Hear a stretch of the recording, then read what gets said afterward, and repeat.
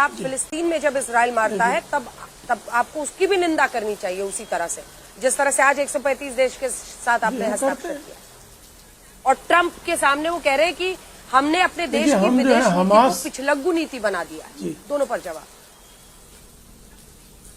ये थी पिछलग्गू नीति थी जब श्रीमती सोनिया गांधी सरकार का नियंत्रण करती थी, तो कुंवर नटवर सिंह ने लिखा कि उनको विदेश मंत्री पद से इसलिए हटा दिया क्योंकि अमेरिका ने निर्देश दिया था। तो पिछलग्गू जो है एक जमाने में हुआ करते थे, लेकिन बारंबार अमेरिका के कहने के बावजूद हमने रूस से तेल खरीदना कभी बंद नहीं किया। और कांग्रेस के जमाने में 1% भी तेल जो है हमारी जो ऊर्जा आवश्यकताएं थी उनकी रूस से नहीं खरीदी जाती थी। और हम 35% तक अगर रूस से तेल खरीद रहे हैं तो हमारी ऊर्जा आवश्यकताओं पर हमारा निर्णय संप्रभु निर्णय है, यह हम निश्चित तौर पर सिद्ध करते हैं। और जहां तक बात है गाजा पर हमेशा आदरणीय नरेंद्र मोदी जी ने कहा है कि हम बुद्ध के देश हैं, हम गाजा पर अमानवीय हमलों के विरुद्ध हैं और हमास के भी हमले के विरुद्ध हैं। आज भी हमने ईरानी पोत को शरण दिया हुआ है, आज भी इस युद्ध के काल में भी। अगर सोनिया गांधी का काल होता तो उस जमाने में 2008 में ईरान पर जो है खुफिया निगाह रखने के लिए स्पेशली एक सैटेलाइट भारत की सरकार ने डॉक्टर मनमोहन सिंह पर दबाव बनाकर जारी किया था। ये आपकी दशा थी। ईरान से तेल खरीदने पर वहां से मनाही होती थी तो तेल बंद हो जाता था, ये स्थिति थी आपकी। तो आप जो है कॉम्प्रोमाइज थे। आप हमेशा 1962 में जब चीन चढ़ गया तो रो कर नेहरू जी ने अमेरिका को पत्र लिखा था, मोदी जी को पत्र लिखने की कभी आवश्यकता नहीं पड़ी। हमारी आज की जो नीति है वो इंडिया फर्स्ट की पॉलिसी है। हमको जो है जो गल्फ देशों में, खाड़ी देशों में 1 करोड़ भारतीयों के जीवन की रक्षा हमारे लिए हमारी प्राथमिकता है। लेकिन अगर ईरान का पोत हमसे शरण मांगता है तो हम उसको शरण देते हैं। इसलिए रायसीना के डायलॉग्स में ईरान के राजनयिक जो हैं वो खुलकर बात रखने का अवसर पाते हैं। इसलिए हमारे विदेश मंत्री ईरान के विदेश मंत्री से बात करने के लिए उनको कोई संकोच नहीं होता, क्योंकि हमारी नीति इंडिया फर्स्ट की है। साथ ही साथ हम जो है शांति और सद्भाव के पक्षधर हैं। हमने कहीं से किसी प्रकार का प्रश्न ही नहीं पैदा होता। कांग्रेस की अरे भाई केजीबी की एजेंट, ये मित्रोकिन जो पेपर्स कहते हैं सोनिया गांधी केजीबी की एजेंट थी, इससे अधिक कॉम्प्रोमाइज और क्या हो सकता है। ये तय करता तो सोवियत संघ कि भारत में कौन सी सरकार बनेगी और इंदिरा गांधी के लिए जो है पैसे भेजता था सोवियत संघ। ये तो खुली किताबें हैं जी, आप क्या बातें कर रहे हैं। सुरेंद्र जी ठीक है, इतना गंभीर आरोप लगा रहे हैं तो उनको रिस्पॉन्ड करने दीजिए। सुरेंद्र जी, 2 चीजें हैं। देखिए ये जो फिजूल की बातें हैं कि सोनिया गांधी केजीबी के एजेंट थी, अरे भाई थी तो अटल बिहारी पकड़ लेते या फिर नरेंद्र मोदी पकड़ लेते। अपनी असफलताओं के लिए ये जितना प्रलाप करेंगे देश की जनता उतना देख रही है। मैं आपको एचपीसीएल का लेटर दिखा सकता हूं अंजना जी, वो आपके पास भी होगा। वर्तमान के मुद्दे पर अगर आप वर्तमान के मुद्दे को आप इतिहास को कलंकित करके अपने असफलता नहीं छुपा सकते हैं। आप झूठ बोल रहे हैं, उसी इंदिरा जी के लिए झूठ बोल रहे हैं जिस इंदिरा जी ने 1 पाकिस्तान के 2 पाकिस्तान किए थे। और आपने क्या किया था, ऑपरेशन सिंदूर में ट्रंप के कहने से एक क्या नाम सीधे सीज फायर कर दिया। ट्रंप ने कहा तेल नहीं खरीदोगे, रूस से तेल खरीदना बंद। ट्रंप ने कहा 30 दिन के लिए तेल खरीद लो, तेल खरीदना शुरू। ट्रंप ने कहा हमारा किसान आपके यहां 0% टैरिफ पर जो है वो देगा, किसान की फसल देगा, डन। ट्रंप ने कहा कि 18% आपका किसान देगा अगर वो वहां पर ले जाना चाहेगा 18% टैरिफ। उन्होंने कहा जी माई बाप। सच बात यह है कि आज की डेट में विदेश नीति हो, चाहे ऊर्जा नीति हो, चाहे डेटा नीति हो, सारी की सारी आपने डोनाल्ड ट्रंप के सामने आत्मसमर्पण कर दिया। और आप बात करते हैं पुरानी चीजों की, केजीबी की एजेंट। अरे हम भी कह सकते हैं अटल बिहारी वाजपेयी जी को और संघ को 1-1 करोड़ों रुपए मिलते थे यहां सरकार सत्ता बदलने के लिए, न्यूयॉर्क टाइम्स की रिपोर्ट है। तो इस तरीके की बातों से वर्तमान संकट नहीं समाप्त होगा।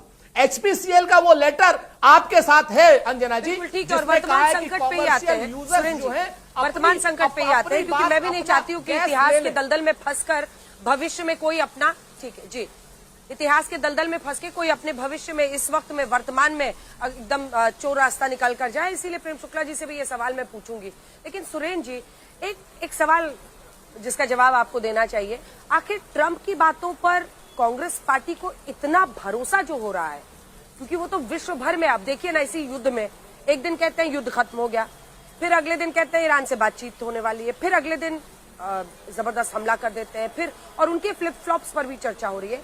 ट्रंप की बातों पर कांग्रेस पार्टी के इतने भरोसे की वजह क्या है, जरा समझा दें। अंजना जी, मैं आपका शुक्रगुजार हूं।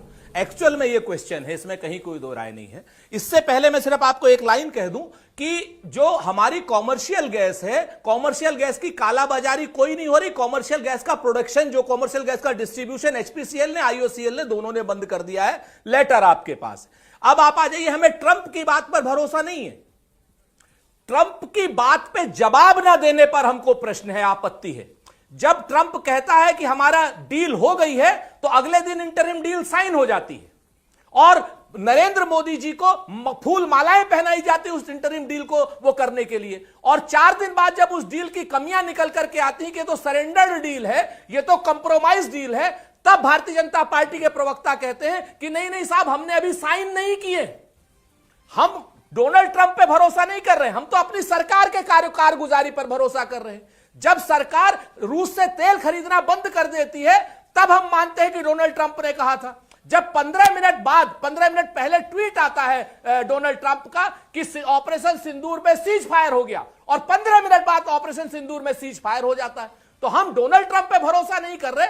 डोनाल्ड ट्रंप की जो कारगुजारियां हैं, उसको भारत की सरकार सरेंडर करके मानती है। उसके बाद हमारा प्रश्न होता है भारत की सरकार से। डोनाल्ड ट्रंप पर हमें कोई भरोसा नहीं। जनरल मेस्टन, जल्दी से, अब छोटे छोटे कमेंट्स में सबसे चाहती हूँ, क्योंकि जो भयावह स्थिति बनती चली जा रही है, आप लगातार कह रहे हैं और ये दिख भी रहा है कि युद्ध लंबी खिंचती हुई दिख रही है। इसमें कब, मतलब भारत के स्टैंड को लेकर कई लोगों के मन में प्रश्न है, जिसके बाद मैं अचल जी से भी और जनरल सिन्हा से भी पूछूंगी। आप लोगों की नजर में क्या जो भारत का मौजूदा रुख है, उसमें हम ईरान से बातचीत तो कर रहे हैं, लेकिन हम खुलकर अमेरिका और इजराइल की निंदा भी नहीं कर रहे जो उन्होंने ईरान पर हमला किया उसके लिए, लेकिन खाड़ी देशों पर जो ईरान हमले कर रहा है उसमें हमने निंदा की है। ये स्टैंड सही और बरकरार रखना चाहिए। जनरल मिनिस्टर, छोटा छोटा जवाब आपसे शुरू। अंजना, बिल्कुल सही है, स्टैंड है, बरकरार रहना चाहिए। और उसको मैं एक छोटी सी चीज से और जस्टिफाई करूंगा। पर्शियन गल्फ में ईरान का हक और अधिकार नहीं है स्टेट ऑफ हॉर्मुज में। एक सवाल मैं उठाता हूं, पिछले 2 साल के अंदर भारतीय जो हमारी मर्चेंट शिप थी, 28 शिप्स को IRGC उन पे चढ़ी थी और हमारे 778 सेलर्स या सी फेयरर्स हैं, उनको पकड़ा था। और लास्ट में जो आखिरी शिप पकड़ी गई थी जनवरी में, उसमें से 16 को पकड़ के आज छोड़ा था। 8 ही निकले थे अभी तक फरवरी में। और दूसरा, हमारा जो वहां पर एम्बेसडर है, हमें कंसुलेट एक्सेस तक वो नहीं देते थे जब ये इनको बंदर अब्बास में रखा था। तो ईरान के पास कौन सा अधिकार है कि पर्शियन गल्फ के वो हकदार हो जाते हैं, क्योंकि उस पूरे पर्शियन गल्फ में बाकी GCC कंट्रीज का भी उतना ही अधिकार है और इराक का भी इतना अधिकार है। तो भारत के साथ तो उन्होंने इल ट्रीटमेंट किया हुआ है और ये मैं आपको बिल्कुल ठीक है। अचल जी, आपकी राय इस पर? नहीं, मेरी राय मैंने पहले ही रख दी है। बहुत से पॉजिटिव एस्पेक्ट है हमारा फॉरेन पॉलिसी के। अगर वाकई ही ईरान इस चीज के लिए एग्री हो गया कि हमारे इंटरेस्ट को ध्यान में रखते हुए जो शिप्स हैं उनको आने देगा, तो ये अपने आप में एक बहुत बड़ी उपलब्धि है। मेरा सिर्फ ये कहना था कि जो ओवरऑल परसेप्शन पिछले 12 दिन में बनी है, वो ये है कि हमारा झुकाव अमेरिका और इजराइल की तरफ है। मैं बिल्कुल खिलाफ इस बात के कि सिविलियन इंफ्रास्ट्रक्चर या सिविलियंस के ऊपर अटैक किया जाए, लेकिन सवाल ये पैदा होता है कि जब थाई शिप जो कांडला पोर्ट की तरफ आ रहा है और उस पर ईरान हमला करता है, तो हम उसे डिप्लोर करते हैं, कोट अनकोट डिप्लोर करते हैं। लेकिन हमारी तरफ से खामोशी है 165 स्कूली बच्चों के मारे जाने पे। तो लोग सवाल उठा रहे हैं। मैं तो आपके चैनल से वो सवाल आपके सामने रख रहा हूँ जो मैं रोज सुन रहा हूँ यहाँ। और फिर ये रेजोल्यूशन तो हमें सपोर्ट करना ही है, क्योंकि ईरान इस पर गलत कर रहा है। मैंने पहले भी कहा कि ईरान अगर अपने अटैक्स को सिर्फ अमेरिकन एसेट्स तक सीमित रखता तो जस्टिफाइड था। हॉर्मुज पे उसका कब्जा करना, इतनी निंदा ये नहीं। बिल्कुल सर, आपकी इस बात में दम है। जनरल सिन्हा, वक्त की कमी है सर, इसलिए आपको टोक रही हूँ। जनरल सिन्हा, 165 बच्चों की अगर मिनाब में ईरान में मौत होती है इस अटैक में, तो उस पर चुप्पी कई लोगों को खल रही है, आप क्या कहेंगे?